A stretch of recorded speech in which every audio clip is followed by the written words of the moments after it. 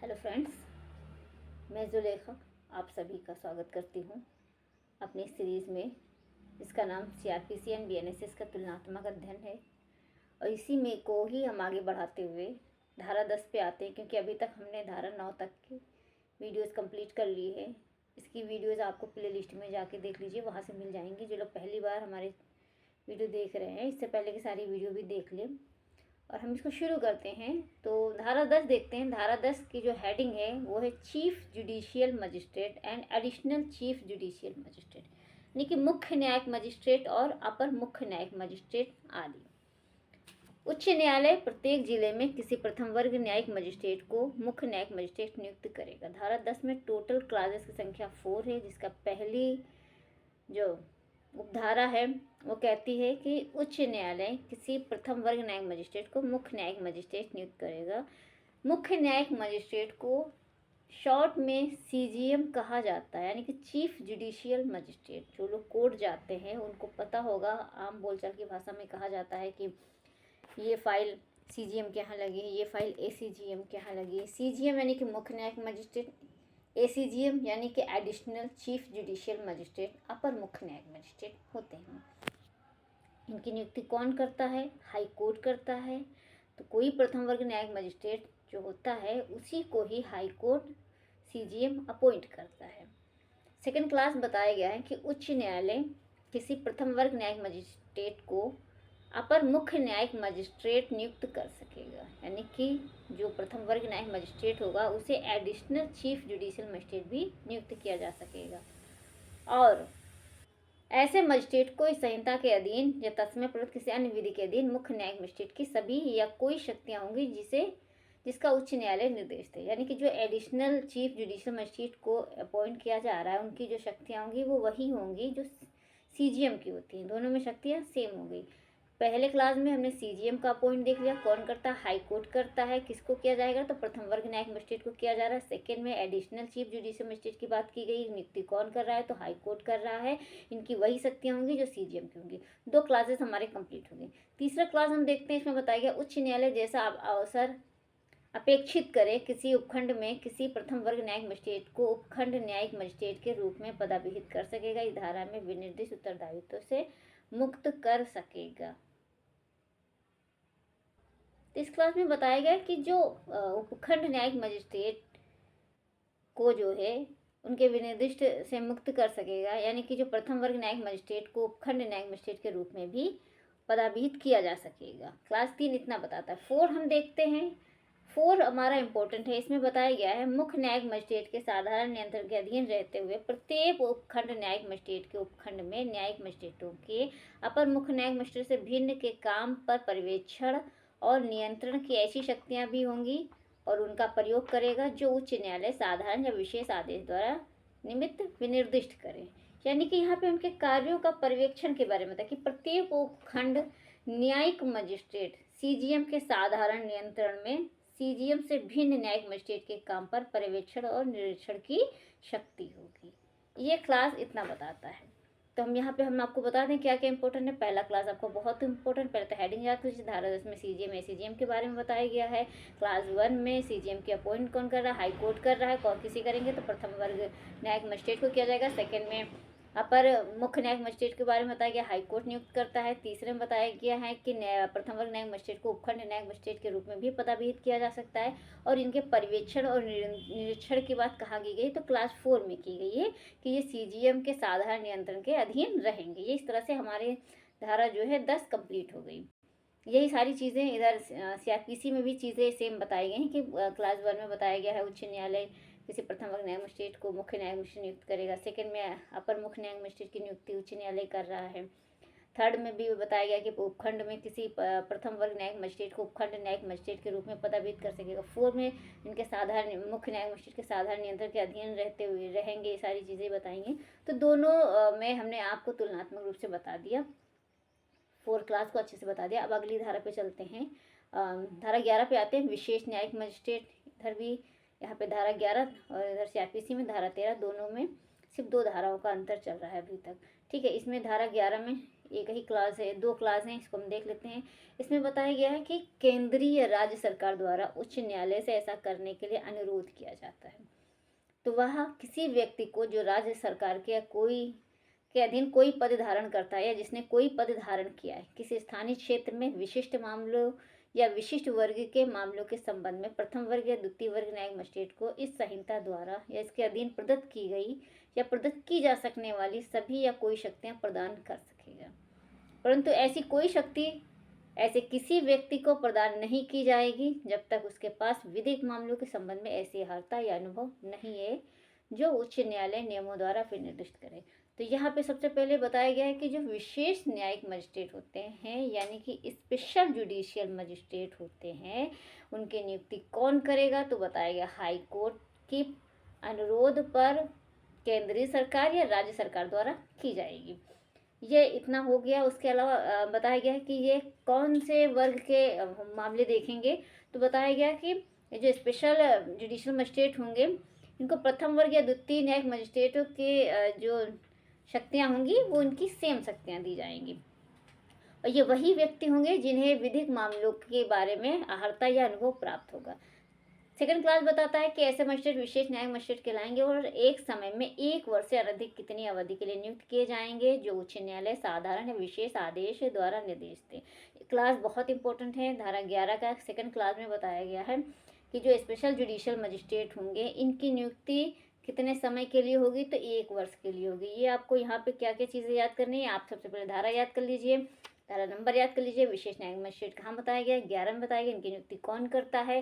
तो high court के अनुरोध पर केंद्र सरकार या राज्य सरकार द्वारा किया जाता है। ये कितने समय के लिए नियुक्त किया जाता है? तो 1 वर्ष के लिए नियुक्त किए जाते हैं। ये ऐसे कौन से व्यक्ति होंगे जिन्हें नियुक्त किया जा सकता है? तो जिन्हें विधिक मामलों के संबंध में अर्हता या अनुभव प्राप्त हो। ये इसमें इतना बताया गया है।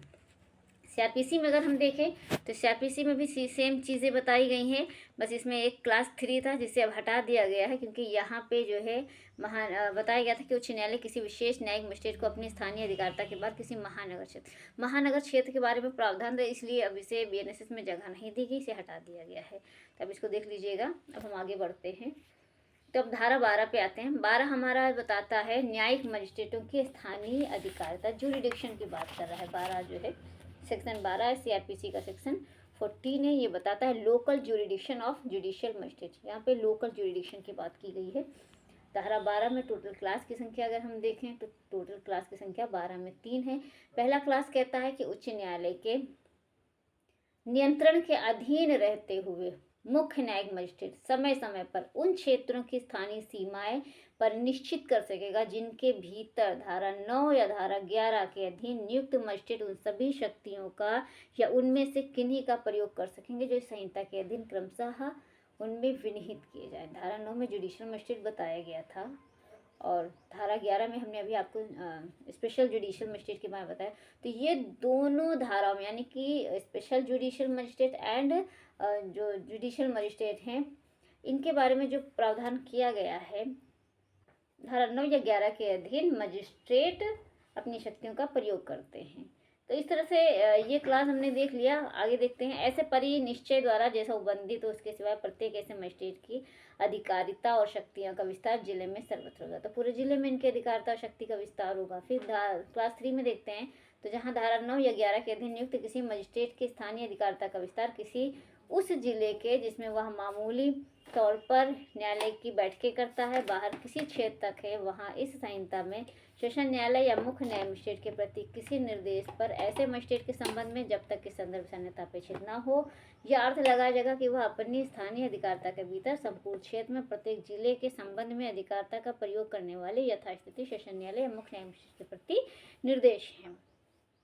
तो इस तरह से हमने क्या देखा धारा 12 में कि न्यायिक मजिस्ट्रेटों की स्थानीय अधिकारिता के बारे में बताया गया है कि उच्च न्यायालय के नियंत्रण के अधीन सीजीएम मुख्य न्यायिक मजिस्ट्रेट उन क्षेत्रों की परिसीमाएं निर्धारित करेगा जिनके भीतर धारा 9-11 के अधीन मजिस्ट्रेट अपनी शक्तियों का प्रयोग करते हैं।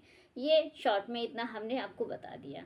ठीक है, फिर अगली धारा देखते हैं। बहुत ज़्यादा इंपॉर्टेंट धारा नहीं है, बस आप इसकी हेडिंग देख लीजिए कि न्यायिक मजिस्ट्रेटों की स्थानीय अधिकारिता किस धारा में बताया गया। तो धारा 12 में बताया गया है। और आगे बढ़ते हैं। अभी तक फिलहाल यहाँ से कोई क्वेश्चन बना नहीं, लेकिन आप एक बार रीडिंग कर लीजिए।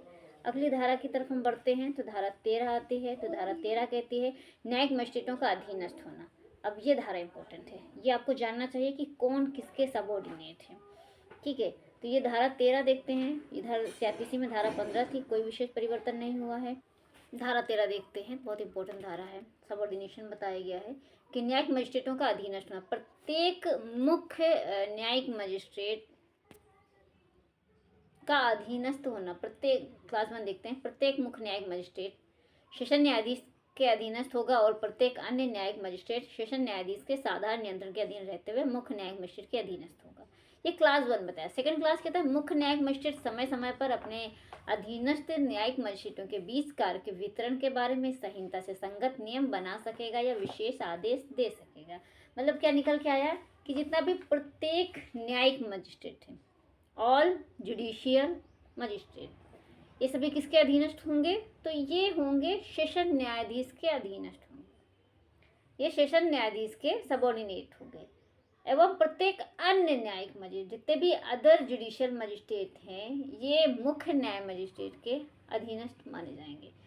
सीजीएम समय समय पर अधीनस्थ न्यायिक मजिस्ट्रेटों में कार्य वितरण संबंधी नियम का आदेश दे सकेगा। क्लियर हुआ? एक बार फिर से देखिए कि जो सीजीएम होगा, मुख्य न्यायिक मजिस्ट्रेट सीजीएम, ये सेशन न्यायाधीश के, सेशन जज के सबऑर्डिनेट होंगे।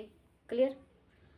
और अदर जुडिशियल मजिस्ट्रेट वो सेशन जज के साधारण नियंत्रण में रहते हुए सीजीएम के सबऑर्डिनेट होगा।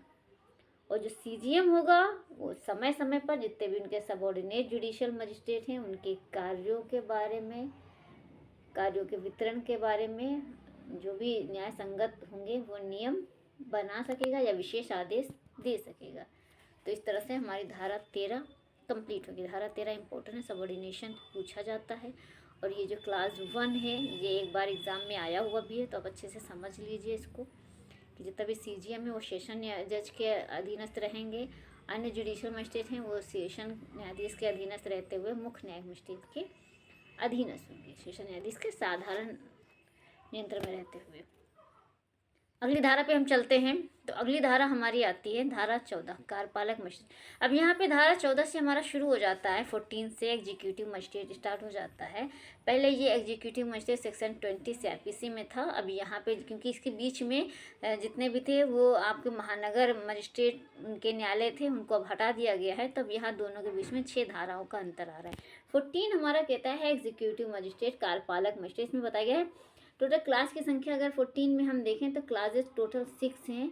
इसमें देखिए सबसे पहले आता है कि राज्य सरकार प्रत्येक जिले में उतने व्यक्तियों को जितने वो उचित समझे कार्यपालक मजिस्ट्रेट नियुक्त कर सकेंगी और उनमें से एक को जिला मजिस्ट्रेट नियुक्त करेगी। यानी कि ये तो स्टेट गवर्नमेंट चाहे तो जितने उसको आवश्यक लगता है उतने वो कार्यपालक मजिस्ट्रेट की नियुक्ति कर सकेगी। उसमें से जो उसका एक होगा उसी एक को डीएम अपॉइंट करेगी।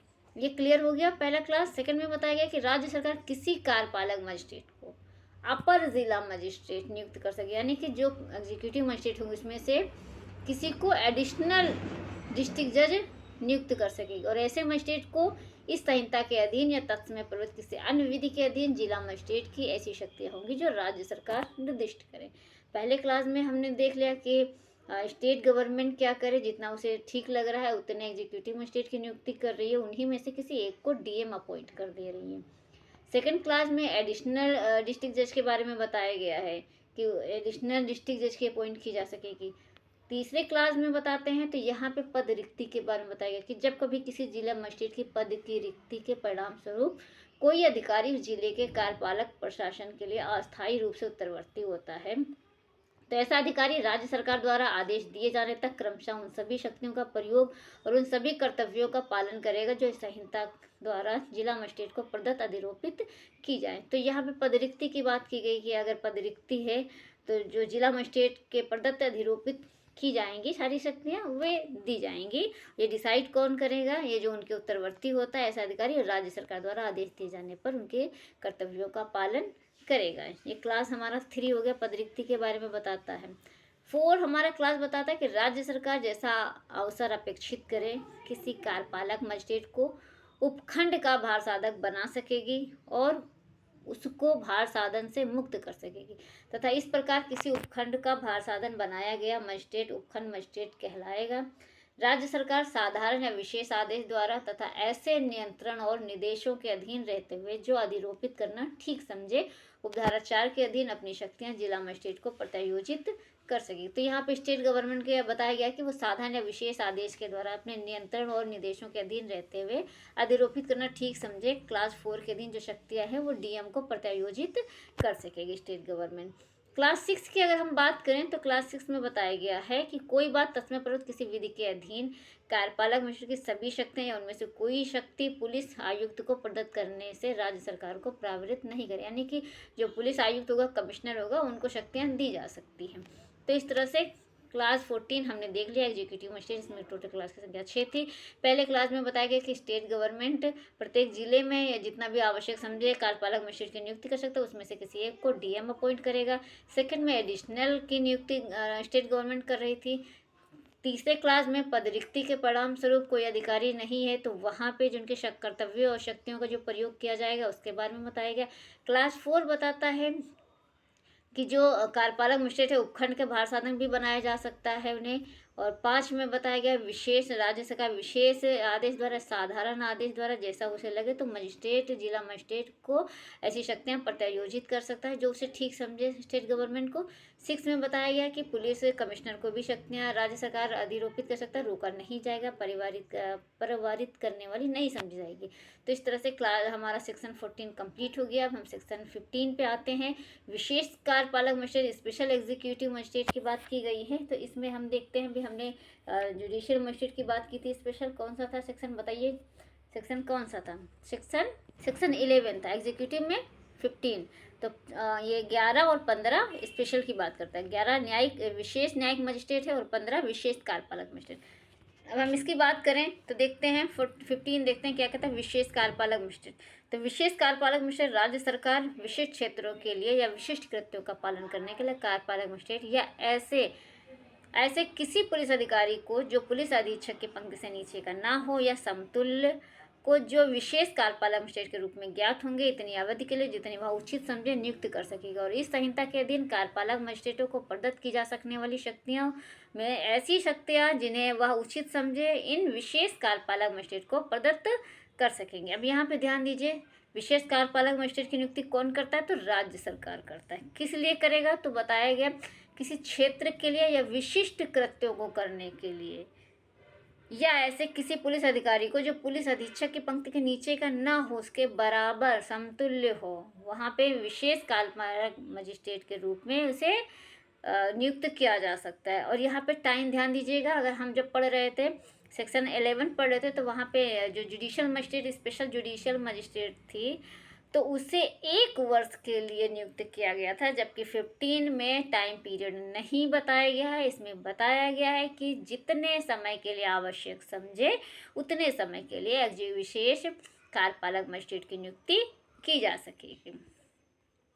16 हम देखते हैं तो 16 में देखते देखिए 15 के साथ हम CRPC 21 पढ़ेंगे, उसमें भी कोई परिवर्तन नहीं है। आगे पढ़ते हैं तो हम 16 आते हैं कार्यपालक मजिस्ट्रेट के स्थानीय अधिकार। तब यहाँ पे जूरिडिक्शन की बात करते हैं, इसके साथ सेक्शन 22 पढ़ेंगे CRPC का। तो देखिए 16 कहता है राज्य सरकार के नियंत्रण के अधीन रहते हुए जिला मजिस्ट्रेट समय समय पर उन क्षेत्रों की स्थानीय सीमाएं परिनिश्चित कर सकेगा जिनके भीतर कार्यपालक मजिस्ट्रेट उन सभी शक्तियों का या उनमें से किन्हीं का प्रयोग कर सकेंगे जो इस संहिता के अधीन उनमें विनिहित की जाए। ऐसे परिनिश्चय द्वारा जैसा उबंधित है उनके सिवाय प्रत्येक ऐसे मजिस्ट्रेट की स्थानीय अधिकारता और शक्तियों का विस्तार जिले में सर्वत्र होगा। ये जुरिडिक्शन बताता है। तो राज्य सरकार नियंत्रण के अधीन रहते जिला मजिस्ट्रेट उन क्षेत्रों की सीमाएं निश्चित कर सकता है कि जिनके भीतर कार्यपालक मजिस्ट्रेट की सभी शक्तियां आएगा या उनमें जो किन्हीं का प्रयोग कर सकेंगे। ठीक है, तो ये सेक्शन हमारा बस यहाँ पे सेक्शन लिख लीजिए। सेक्शन 16 में कार्यपालक मजिस्ट्रेट की स्थानीय अधिकारता बताई गई है, कौन डिसाइड करता है? तो ये राज्य सरकार करता है। बस आगे बढ़ते हैं तो सेक्शन 17 आता है। 17 के साथ हम 23 पढ़ेंगे कार्यपालक मजिस्ट्रेटों की स्थानीय अधिकारता CRPC में। इसमें देखिए अपर जिला मजिस्ट्रेट से भिन्न इतना ये था, इसे अब बता दिया गया है। अब इसमें देखते हैं तो कहा गया कि सभी कार्यपालक मजिस्ट्रेट जिला मजिस्ट्रेट के अधीनस्थ होंगे। जितने भी कार्यपालक मजिस्ट्रेट हैं ये किसके अधीनस्थ होंगे? तो DM के सबऑर्डिनेट होंगे। और किसी उपखंड में शक्तियों का प्रयोग करने वाला प्रत्येक कार्यपालक मजिस्ट्रेट उपखंड मजिस्ट्रेट से भिन्न जिला मजिस्ट्रेट के साधारण नियंत्रण के अधीन रहते हुए उपखंड मजिस्ट्रेट के भी अधीनस्थ होंगे। यानी कि जो कार्यपालक मजिस्ट्रेट होते हैं ये जिला मजिस्ट्रेट के तो साधारण नियंत्रण यानी कि डीएम के साधारण सबऑर्डिनेट तो रहेंगे, इसके साथ साथ उपखंड मजिस्ट्रेट के भी अधीनस्थ माने जाएंगे। फिर आता अधीनस्थ होंगे। फिर सेकंड क्लास में बताया गया कि जिला मजिस्ट्रेट यानी कि डीएम समय समय पर अपने अधीनस्थ कार्यपालक मजिस्ट्रेटों के बीच कार्य के वितरण या आवंटन के बारे में संहिता से संगत नियम बना सकेगा या विशेष आदेश दे सकेगा। ये क्लास हमारा 2 कंप्लीट हो गया। तो ये हमने 17 भी कंप्लीट कर लिया इस तरह से। तो इस तरह से हमने कार्यपालक मजिस्ट्रेट देख लिया। एक बार सेक्शन रिवाइज कर दे रहे हैं। सेक्शन 14 में हमने कार्यपालक मजिस्ट्रेट देखा और 15 में हमने विशेष कार्यपालक मजिस्ट्रेट देखा। 16 में हमने इनके जो है 16 में हमने इनकी लोकल जुरिडिक्शन देख ली। 17 में हमने इनका जो है सबऑर्डिनेशन देख लिया। तो ये जो है टोटल धाराएं इसमें 4 थी कार्यपालक मजिस्ट्रेट की, जो हमने कंप्लीट कर लिया है। अब हमारा जो 18 से स्टार्ट होगा ये हमारा होगा लोक अभियोजक। पब्लिक प्रोसिक्यूटर के बारे में बताता है, बहुत इंपॉर्टेंट, प्री एंड मेंस दोनों के लिए इंपॉर्टेंट है। ये आपका जाता है पूरा। इसमें जो 18 में टोटल क्लासेस की संख्या है उसमें टोटल क्लास की संख्या 9 है। 18 में 9 क्लास बहुत इंपॉर्टेंट है, ध्यान से पढ़िएगा। ये आपके प्री और मेंस के दोनों के लिए आता है। बाकी अभी जो हमने बताया उसमें आपके पास सेक्शन देख लेंगे, एक आध पॉइंट अंदर से देखेंगे, अदरवाइज सेक्शन भी पढ़ लेंगे तो आपका काम चल जाएगा। लेकिन 18 आपको डीप पढ़ना पड़ेगा क्योंकि यहाँ से डीपली क्वेश्चन बनते हैं। 18 देखते हैं तो ये लोक अभियोजक है। सीआरपीसी में ये लोक अभियोजक कहाँ था? 24 में था। अगर इसकी हम परिभाषा देखें, सेक्शन 2 क्लास 1 में वी में आपका पब्लिक प्रोसिक्यूटर की परिभाषा दी गई है और उसके अंतर्गत बताया गया है कि धारा 18 के अधीन नियुक्त कोई व्यक्ति अभिप्रेत है या इसके अंतर्गत लोक अभियोजक के निर्देशों के अधीन कार्य करने वाला व्यक्ति आता है। तो हमने इन्होंने सिर्फ इतना बता दिया कि धारा 18 के अधीन जो है अपॉइंट होते हैं। अब हम उसी धारा 18 को देखते हैं। तो देखते हैं इसमें टोटल 9 क्लासेस बताए गए। पहला क्लास हम शुरू करते हैं। तो पहले क्लास में बताया गया है कि प्रत्येक उच्च न्यायालय के लिए क्वेश्चन निकल के आया, लोक अभियोजक जो पब्लिक प्रोसिक्यूटर होते हैं वो कहाँ अपॉइंट होते हैं? तो वो हाई कोर्ट में अपॉइंट होते हैं। हमारा पहला क्वेश्चन का आंसर निकल आया कि प्रत्येक उच्च न्यायालय के लिए केंद्रीय सरकार या राज्य सरकार उस उच्च न्यायालय के परामर्श के पश्चात यथा स्थिति केंद्रीय राज्य सरकार की ओर से ऐसे न्यायालय में किसी अभियोजन, अपील या अन्य कार्यवाही के संचालन के लिए एक लोक अभियोजक नियुक्त करेगी और एक या अधिक अपर लोक अभियोजक भी नियुक्त कर सकेगी। क्लास हमारा ये कंप्लीट हो गया। परंतु राष्ट्रीय राजधानी राज्य क्षेत्र दिल्ली के संबंध में केंद्रीय सरकार दिल्ली उच्च न्यायालय से परामर्श के पश्चात इस उपधारा के प्रयोजनों के लिए लोक अभियोजक या अपर लोक अभियोजक की नियुक्ति करेगी। ये हमारा क्लास 1 था। क्या निकल के आया इसको तोड़ के देखते हैं। सर देखिए, सबसे पहले क्वेश्चन हम निकालते हैं तो ये निकल के आता है कि जो लोक अभियोजक होता है वो किन न्यायालयों के लिए अपॉइंट होता है? तो ये उच्च न्यायालयों के लिए अपॉइंट होता है। ये क्या करता है? तो ये उच्च न्यायालयों में अभियोजन का संचालन करता है। वहाँ की जो अपील होती हैं या जो भी अन्य कार्रवाइयाँ होती हैं उन कार्रवाइयों का संचालन कौन करता है? तो लोक अभियोजक करता है। इनकी नियुक्ति की बात करें तो इनकी नियुक्ति उच्च न्यायालय द्वारा की जाती है, लेकिन इनकी नियुक्ति जो होती है वो राज्य सरकार या केंद्र सरकार द्वारा की जाती है, परंतु उच्च न्यायालय के परामर्श के पश्चात। अगर राजधानी दिल्ली क्षेत्र का मामला है तो वहाँ पे उच्च न्यायालय के परामर्श के पश्चात उस धारा के प्रयोजन के लिए लोक अभियोजक अपर सहायक लोक अभियोजक की नियुक्ति करेगी। क्लास 2 की बात करें तो क्लास 2 हमारा बताता है केंद्रीय सरकार किसी जिले स्थानीय क्षेत्र में किसी मामले का संचालन करने के प्रयोजन के लिए एक या अधिक लोक अभियोजक नियुक्त कर सकेगी। तो यहाँ पे केंद्रीय सरकार या स्थानीय जो क्षेत्र होते हैं वहाँ पे मामलों का संचालन करने के लिए एक या अधिक लोक अभियोजक की नियुक्ति क्लास 2 में की जा रही है। तीसरे में राज्य सरकार क्या कर रहा है कि प्रत्येक जिले के लिए एक लोक अभियोजक नियुक्त करेगी। जिले के लिए एक या अधिक लोक अभियोजक भी नियुक्त कर सकती है, यानी कि एक या एक से अधिक अपर लोक अभियोजक की भी नियुक्ति की जा सकती है राज्य सरकार क्लास 3 में। परंतु एक जिले के लिए नियुक्त किया गया लोक अभियोजक या अपर लोक अभियोजक किसी अन्य जिले के लिए भी यथास्थिति लोक अभियोजक या अपर लोक अभियोजक नियुक्त किया जा सकेगा।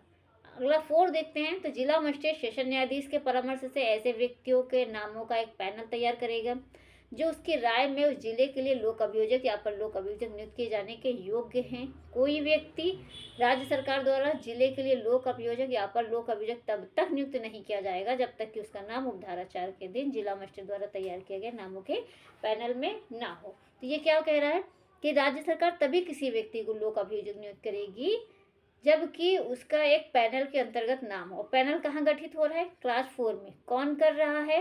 तो डीएम कर रहा है। किसके परामर्श से? सेशन न्यायाधीश के परामर्श से एक नामों का पैनल तैयार करेगा डीएम, और उसी पैनल में से ही किसी व्यक्ति को क्लास 5 के तहत लोक अभियोजक या अपर लोक अभियोजक नियुक्त किया जाएगा। क्लास 6 की बात करें तो इसमें बताएगा कि क्लास 5 में किसी बात के होते हुए जहाँ किसी राज्य में अभियोजन अधिकारियों का नियमित काडर है, वहाँ राज्य सरकार ऐसा काडर गठित करने वाले व्यक्तियों में से लोक अभियोजक या अपर लोक अभियोजक नियुक्त करेगी। परंतु जहाँ राज्य सरकार की राय में ऐसे काडर में से कोई उपयुक्त व्यक्ति ऐसी नियुक्ति के लिए उपलब्ध नहीं है, वहाँ वह सरकार उपधारा 4 के अधीन जिला मजिस्ट्रेट द्वारा तैयार किए गए नामों के पैनल में से यथास्थिति लोक अभियोजक या अपर लोक अभियोजक के रूप में किसी व्यक्ति को नियुक्त कर सकेगी।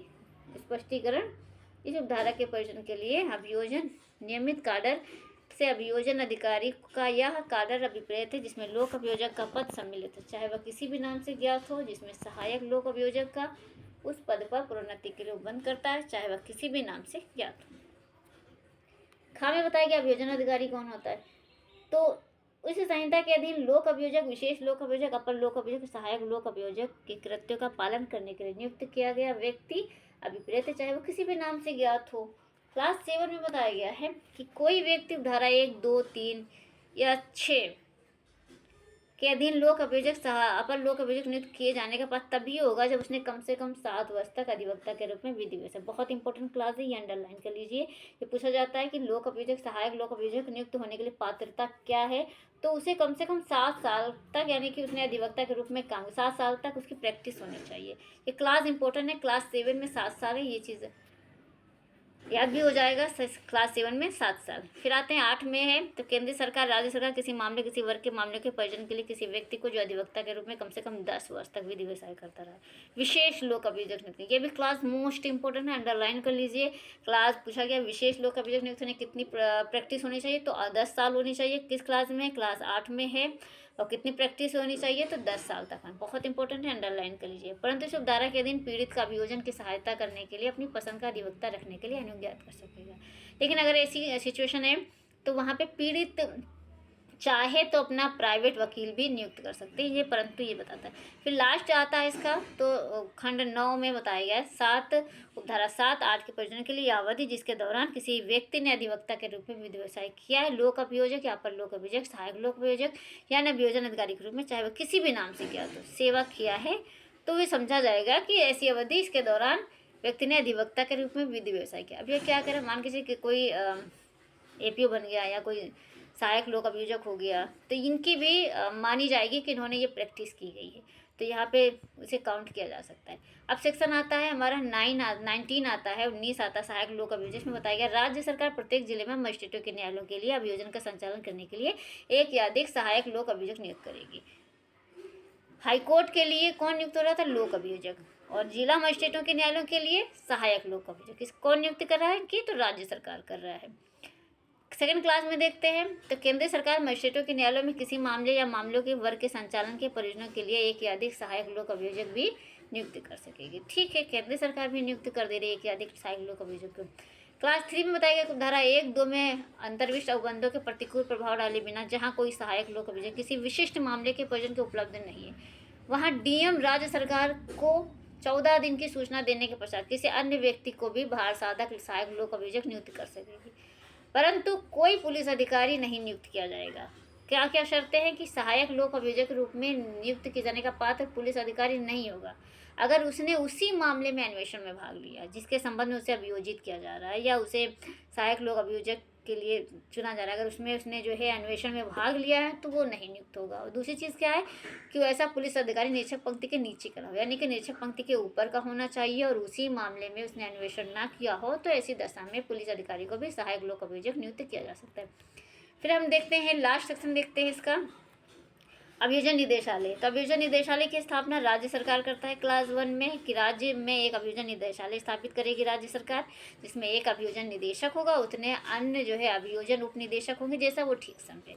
फिर बताया गया प्रत्येक जिले में जिला अभियोजन निदेशालय में उतने अभियोजन उप निदेशक और अभियोजन सहायक निदेशक हो सकेंगे, जैसा वो ठीक समझे। सेकंड क्लास कहता है यदि कोई व्यक्ति अभियोजन निदेशक या अभियोजन उप निदेशक के रूप में नियुक्ति के लिए तभी पात्र होगा जब उसने कम से कम 15 वर्ष तक व्यवसाय में रहा है या सेशन न्यायाधीश रहा, यानी कि उसने अधिवक्ता के रूप में काम किया है या वो सेशन जज रहा है, तभी उसे निदेशक या अभियोजन उप निदेशक के रूप में नियुक्त किया जा सकता है। ठीक है, अगला और देखते हैं। तो अभियोजन सहायक निदेशक के रूप में नियुक्ति के लिए तभी पात्र होगा यदि वह अधिवक्ता के रूप में कम से कम 7 वर्ष तक या व्यवसाय किया हो, विधि व्यवसाय किया हो, या प्रथम वर्ग न्यायिक मजिस्ट्रेट रहा हो। तो ये सहायक निदेशक की नियुक्ति के लिए पात्रता है कि वो कम से कम 7 वर्ष तक प्रैक्टिस किया हो या वो जज मजिस्ट्रेट रहा हो, प्रथम वर्ग मजिस्ट्रेट। अभियोजन निदेशालय का प्रधान अभियोजन निदेशक होगा, जो राज्य में गृह के प्रशासनिक नियंत्रण के अधीन कृत्य करेगा। बहुत इंपॉर्टेंट है, ये पूछा जाता है कि जो अभियोजन निदेशालय का प्रधान है, अभियोजक निदेशक, वो किसके अधीन माना जाता है? तो ये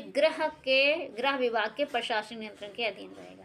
क्लास 4 देखिए कि प्रत्येक अभियोजन उप निदेशक या अभियोजन सहायक निदेशक अभियोजन निदेशक के अधीनस्थ होंगे और प्रत्येक अभियोजन सहायक निदेशक अभियोजन उप निदेशक के अधीनस्थ होगा।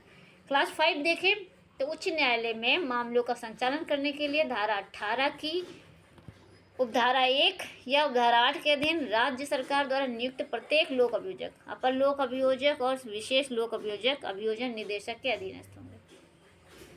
क्लास 6 में देखें तो धारा 18 उपधारा 3 या उपधारा 8 के अधीन जिला न्यायालयों में मामलों का संचालन करने के लिए राज्य सरकार द्वारा नियुक्त प्रत्येक लोक अभियोजक और अपर लोक अभियोजक, विशेष लोक अभियोजक और धारा 19 की उपधारा 1 के अधीन नियुक्त प्रत्येक सहायक लोक अभियोजक अभियोजन उप निदेशक अभियोजन सहायक निदेशक के अधीनस्थ होंगे। अब देखिए यहाँ पे क्लास 7, 8, 9, 10, 11, ठीक है, और 12 तक ये जो है नए ऐड हुए हैं, इनको देख लीजिए बस। क्लास 7 के तहत अभियोजन निदेशक की शक्तियां तथा कृत्य ऐसे मामलों का कार्रवाइयों के शीघ्र निपटारे और अपील फाइल करने पर राय देने के लिए मॉनिटर करना होगा, और इसमें 10 वर्ष या उससे अधिक आजीवन कारावास या मृत्यु से दंडनीय है। तो वे अपराध जो 10 वर्ष से अधिक है, आजीवन कारावास मृत्यु से दंडनीय है, तो यहाँ इनके शीघ्र निपटारे के लिए, अपील फाइल करने के, राय देने के लिए यहाँ पे मॉनिटर करना होगा। ये कौन करेगा? ये अभियोजन निदेशक की शक्तियाँ, ये कृत्य के मामले में ये जो शक्ति बताएगी इसके अंतर्गत आएंगी कि अभियोजन निदेशक की जो शक्तियाँ हैं उनके कृत्यों, ऐसे मामलों का कार्रवाइयों को शीघ्र निपटारे, अपील फाइल करने पर राय देने के लिए मॉनिटर करना होगा, जिसमें अपराध कैसा होगा? 10 वर्ष या उससे अधिक का आजीवन कारावास या मृत्यु दंडनीय है। 8 में आता है अभियोजन उप निदेशक की शक्तियां कृत्य ऐसे मामले में जिनमें अपराध 7 वर्ष से अधिक के लिए दंडनीय है, किंतु 10 वर्ष से कम है। ठीक है, 10 वर्ष से कम है, उनके त्वरित निपटान के सुनिश्चित करने के लिए पुलिस रिपोर्ट की परीक्षा करना, समीक्षा करना तथा मॉनिटर करना होगा। 9 में बताया कि अभियोजन सहायक निदेशक के कृत्य ऐसे मामलों को मॉनिटर करना होगा जिनमें कोई अपराध 7 वर्ष से कम के लिए दंडनीय है। क्लास 10 बताता है 7, 8, 9 में अंतर्विष्ट किसी बात के होते हुए भी अभियोजन का निदेशक, उप निदेशक या सहायक निदेशक इस संहिता के अधीन सभी कार्रवाइयों के लिए व्यवहार करने की शक्ति होगी और दायी होगी।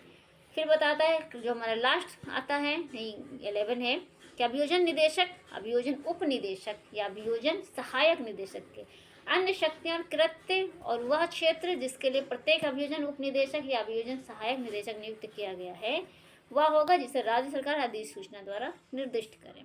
लास्ट बताता है इस धारा को बंद लोक सहा अभियोजक के कृत्यों का पालन करते समय राज्य के महाधिवक्ता पर लागू नहीं होगी। अभी अंडरलाइन है, मोस्ट इंपॉर्टेंट कि ये इसके प्रावधान कहाँ नहीं लागू होते हैं, तो महाधिवक्ता पर लागू नहीं होते। तो इस तरह से हमने चैप्टर 2 कंप्लीट कर लिया है। ये तो पूरा कंप्लीट हो गया। इसके अलावा मैं एक सेपरेट वीडियो बनाऊंगी जिसमें ये लोक अभियोजक, सहायक लोक अभियोजक के कार्य, शक्तियाँ और इनकी जो अधिकार क्षेत्र हैं, कौन नियुक्त होगा कौन नहीं होगा, इस पर मैं एक अलग विस्तृत रूप में वीडियो बनाऊंगी। क्योंकि अगर मैं इस पर डीप जाने लगती तो बहुत ज़्यादा वीडियो बहुत ज़्यादा लंबी हो जाती, तो इस वजह से इसको मुझे बहुत ही संक्षिप्त में कंप्लीट करना पड़ा है। मैं इसकी एक अलग से वीडियो भी बनाऊंगी। फिलहाल आपको इसको अच्छे से पढ़ लीजिएगा, नोट्स तैयार कर लीजिएगा। मिलते हैं नेक्स्ट वीडियो में। Thank you so much.